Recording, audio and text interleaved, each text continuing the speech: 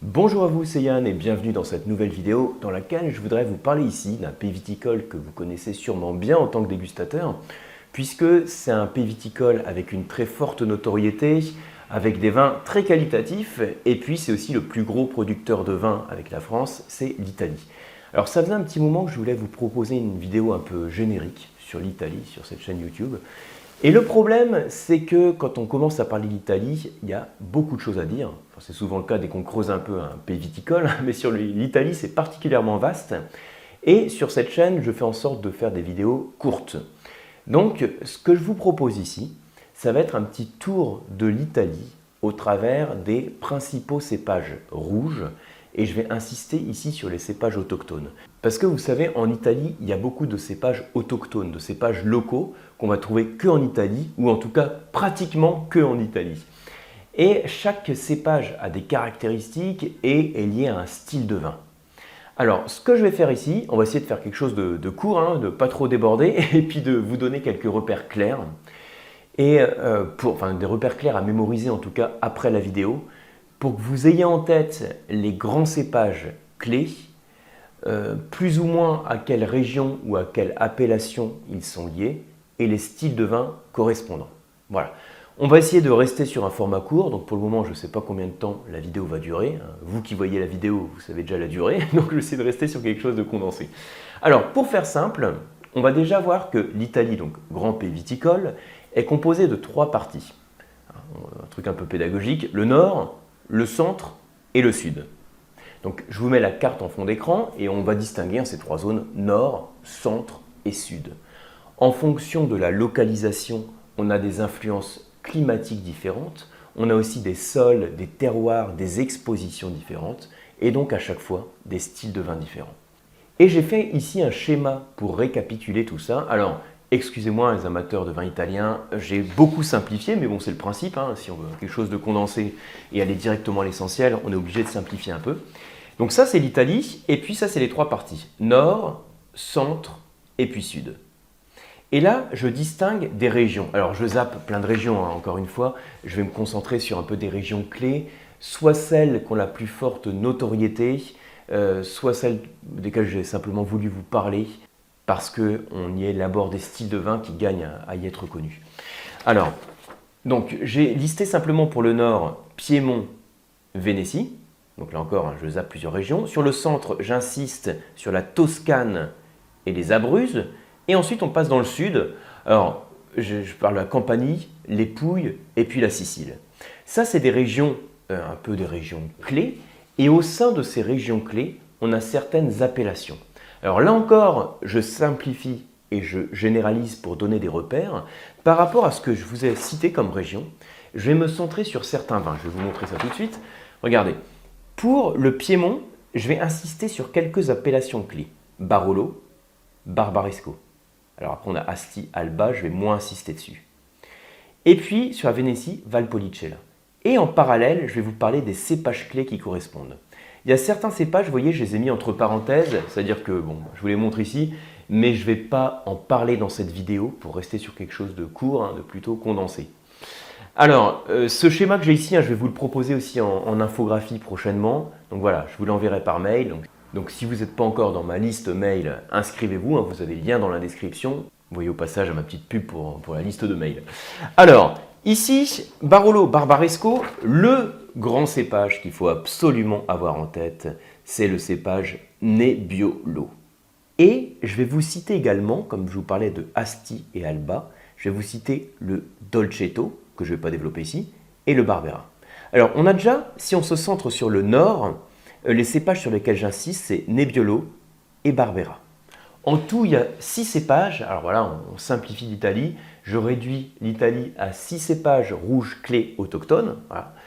Et je vous donne pour chacun de ces cépages les caractéristiques gustatives. Alors pour ça, regardez. Là, je viens de parler de Nebbiolo Barbera. J'ai fait un petit schéma où j'écris AOTC. A, c'est acidité. O, alors O, c'est onctuosité. En fait, j'aurais dû mettre alcool. Ça aurait été un peu plus précis. J'ai mis un O, c'est pour pas mettre 2 fois le A. C'est comme ça. C'est très pratique. Simplement, j'ai mis le O pour pas mettre AA. Donc A, O, T, c'est tanin et C, c'est le corps. A, O, T, C. et je fais une évaluation sur 5 du profil des différents cépages. Le Nebbiolo, c'est un cépage qui donne des vins très corsés, tanniques, acides, riches en alcool, il y a tout dans ce vin. Alors le truc parfois qui surprend quand on déguste un Nebbiolo, c'est qu'en termes de pigments colorants, c'est pas très concentré. En gros, quand vous observez le verre de Nebbiolo, vous voyez vos doigts à travers le verre, à travers le vin rouge, alors que quand vous le dégustez, il y a tellement de corps, de tanins, de puissance et d'acidité que vous attendez à avoir beaucoup plus d'anthocyanes, de pigments colorants. Bon, je ne l'ai pas mis ici à la couleur, j'insiste sur le profil gustatif. Donc voilà, cépage très corsé. Par contre, si je compare avec le Barbera, par exemple, qu'on va trouver à Asti, dans ce cas-là, vous avez un cépage qui ne donne pas du tout les mêmes styles de vin. Je vais vous montrer le profil que j'ai écrit ici. Donc, ce qui le caractérise, en un mot, ça va être sa fraîcheur, son acidité.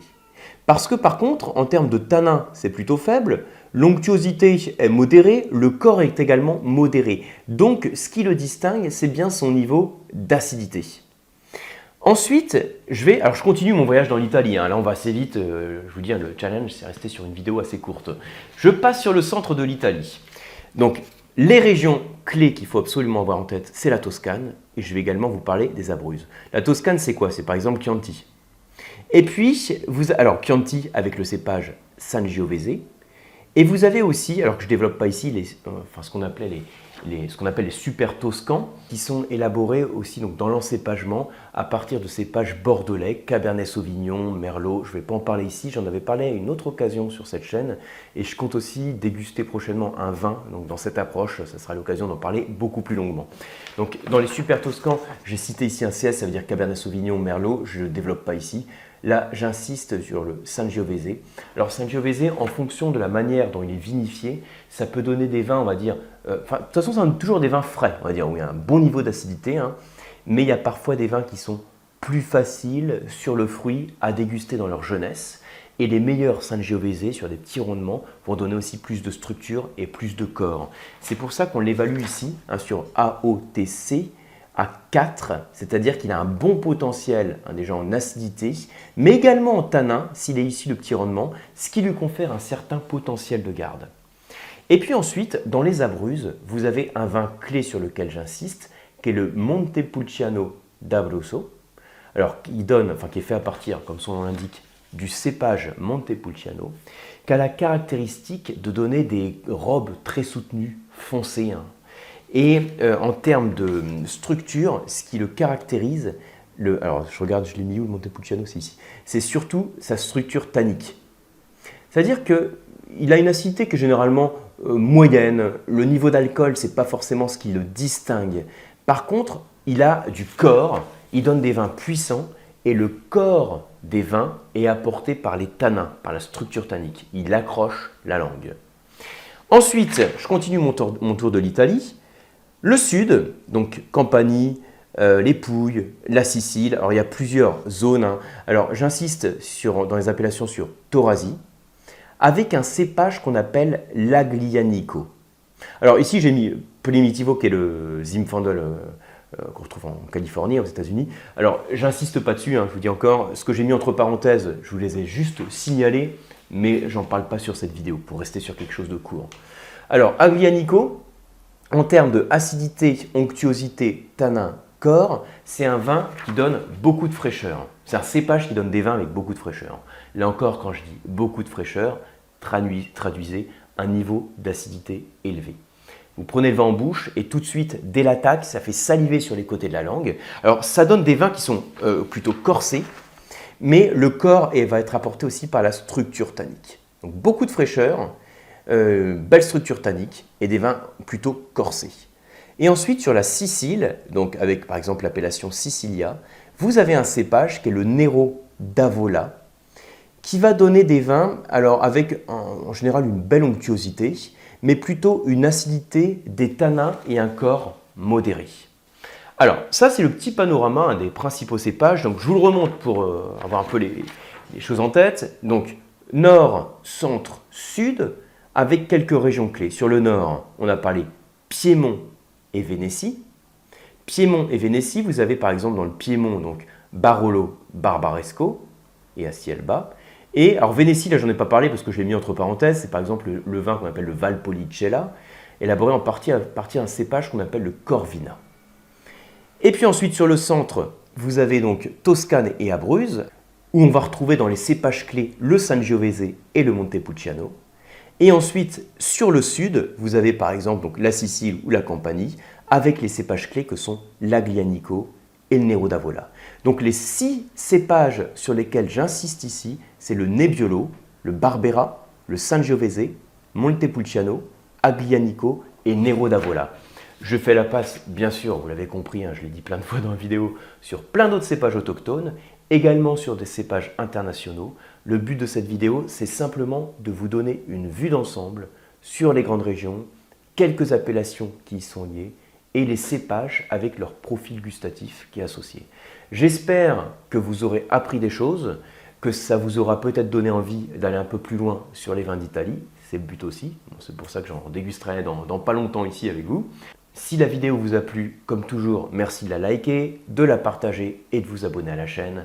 Pour ma part, vous me retrouvez sur les cours d'œnologie et sur les diplômes dans le vin, c'est sur le site lecoam.eu et sur la box pour vous former au vin qui est les masterclass de la dégustation.